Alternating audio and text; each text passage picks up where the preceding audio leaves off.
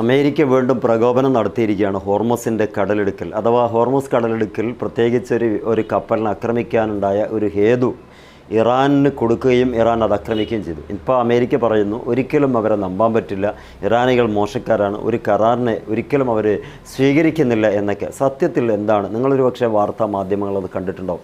ഇന്ന് പുലച്ചയ്ക്ക് സംഭവിച്ച ഒരു വാർത്തയാണ്, അല്ലെങ്കിൽ ഒരു സംഭവമാണ്. അമേരിക്കയോട് പലപ്പോഴും പറഞ്ഞിട്ടുണ്ട്, നമ്മൾ ഡിമാൻഡ്സ് വെച്ച മേഖലകളിലൂടെ മാത്രമേ കപ്പലുകൾ നീക്കാൻ പാടുള്ളൂ, അല്ലാതെ ഒമാൻ പ്രദേശത്തുകൂടി ഒമാൻ തീരത്തോട് അടുത്തുകൊണ്ട് നിങ്ങളൊരു കപ്പലിനെയും കൊണ്ടുപോകാൻ പാടില്ല. അത് വയലേഷനാണ്, അത് നമ്മുടെ ഈ ഡിമാൻഡ്സുമായിട്ട് ലംഘനം നടക്കുന്നതാണ്. ആ ലെവലിൽ കാര്യങ്ങൾ പോയാൽ ഞങ്ങൾ ആക്രമിക്കും, ആ ആക്രമണം നിങ്ങൾ ഓരോ കപ്പലും ഏറ്റുവാങ്ങേണ്ടി വരും എന്നൊക്കെ പറഞ്ഞതാണ്. പക്ഷേ ആ ഒരു പറച്ചിലിനെ വീണ്ടും തള്ളിക്കളഞ്ഞുകൊണ്ട് കപ്പലുകളെ, ഖത്തറിൻ്റെ കപ്പലാണെന്നാണ് പറയപ്പെടുന്നത്, ആ കപ്പലിനെ കൊണ്ടുപോവുകയും അതിനെ IRGC വളരെ കൂടുതൽ ഇൻഫോം ചെയ്യുകയും അലേർട്ട് ചെയ്യുകയും ചെയ്ത് അവസാനം അതിലൂടെ തന്നെ സഞ്ചാരം നീട്ടി കൊണ്ടുപോകുമ്പോഴാണ് അറ്റാക്ക് ഉണ്ടായത്. എന്നിട്ട് ഈ ട്രംപ് 11:30 മണിക്ക്, അഥവാ നമ്മുടെ ഈ സമയം 11:30 മണിക്ക് വന്നിട്ട് പറഞ്ഞു, ഈ ഇറാൻ വലിയ രൂപത്തിൽ ക്രൂരത കാണിക്കുന്നു, സമാധാനം ഒരിക്കലും അവർ ആഗ്രഹിക്കുന്നില്ല, അതുകൊണ്ട് തന്നെ അവരുമായിട്ടൊരു ഒത്തുതീർപ്പ് മുന്നോട്ടുണ്ടാകുമോ എന്നതിൽ ഞാൻ ആശങ്കപ്പെടുന്നു. ഈ ട്രംപ് തന്നെയാണ് ആ പണി ഒപ്പിച്ചത്.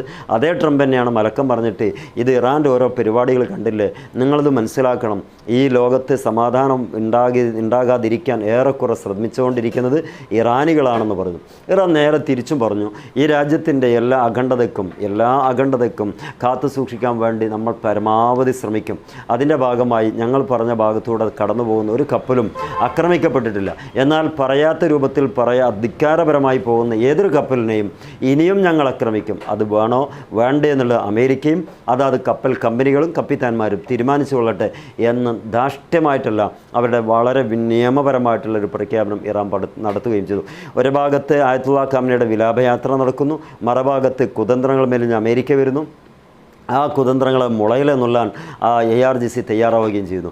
ഇതാണ് ഇപ്പോൾ അവിടെ വടംവലിയാണ്. അങ്ങോട്ടും ഇങ്ങോട്ടും എന്തെങ്കിലും ചെയ്തിട്ട് പ്രകോപനം ഉണ്ടാക്കുക, എന്നിട്ട് അത് വെച്ച് കയറിയിട്ട് ലോകത്ത് മുഴുവനായിട്ട് ഇറാനെ ഒറ്റപ്പെടുത്തി സംസാരിക്കുന്ന രൂപം ഈ അമേരിക്കൻ പ്രസിഡന്റ് ഡൊണാൾഡ് ട്രംപ് വരുമ്പോൾ കാര്യമായി ഇറാൻ പറയുന്നുണ്ട്, ലോകരാജ്യങ്ങളെ നിങ്ങൾ ശ്രദ്ധിക്കണം, നമ്മൾ ചെയ്യുന്ന പണി ഇതാണ്, അപ്പുറത്തോ ഇപ്പുറത്തോ ഞങ്ങൾക്ക് ആരോടും വിദ്വേഷമില്ല, കാര്യങ്ങൾ ഭംഗിയായി പോകണമെന്ന് ഞങ്ങളും ആഗ്രഹിക്കുന്നുണ്ട്. പക്ഷേ ഒരു രാജ്യത്തിൻ്റെ പരമാധികാരത്തെ ചോദ്യം ചെയ്തുകൊണ്ട് മുന്നോട്ട് പോകാൻ ആരും അനുവദിക്കില്ല എന്ന് പറയുന്ന രീതിക്ക് ഇറാൻ പറഞ്ഞു വെക്കുകയും ചെയ്തു. നിങ്ങൾ കേട്ട അല്ല കപ്പൽ തകർത്തു എന്ന വാർത്ത കേൾക്കുമ്പോൾ ഒരുപക്ഷെ ഇറാനെ പ്രതിക്കൂട്ടിലാക്കിയിട്ടായിരുന്നു നിങ്ങളത് കേട്ടിട്ടുണ്ടാവുക. യഥാർത്ഥത്തിൽ ഇറാനല്ല അതിൽ പ്രതിക്കൂട്ടിലാകേണ്ടത് അമേരിക്ക തന്നെയാണ്. അതിനുള്ള വസ്തുത അമേരിക്കയുടെ താല്പര്യത്തോടുകൂടി ഇറാൻ നിരോധിച്ചിട്ടുള്ള മേഖലയിലൂടെ ആ കപ്പൽ ഓടിച്ചു എന്നതാണ്. അത് ആര് നിർബന്ധിച്ചു? അമേരിക്ക നിർബന്ധിച്ചത്.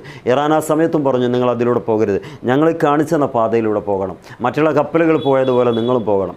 അതേസമയം ആ കപ്പൽ ധിക്കാര മനോഭാവം സ്വീകരിച്ച് ഖത്തറിൻ്റെ കപ്പലെന്ന് പറയപ്പെടുന്നു. കപ്പൽ പോയപ്പം അതിനാവശ്യമായ പ്രതിവിധി അക്രമമായിട്ട് കൊടുത്തപ്പം അത് വലിയ ഭീകരാന്തരീക്ഷമായിട്ട് സൃഷ്ടിച്ചു. അതിലപ്പുറം മറ്റൊന്നുമില്ല. അപ്പോൾ ട്രംപും നെതന്യാഹും എപ്പോഴാണോ കാലം ചെയ്യുന്നത് അതുമുതലേ ലോകത്ത് സമാധാനം ഉണ്ടാവുള്ളൂ. സപ്പോർട്ട് ചെയ്യുക. എല്ലാവർക്കും നന്ദി. Wish all the best. Good bye.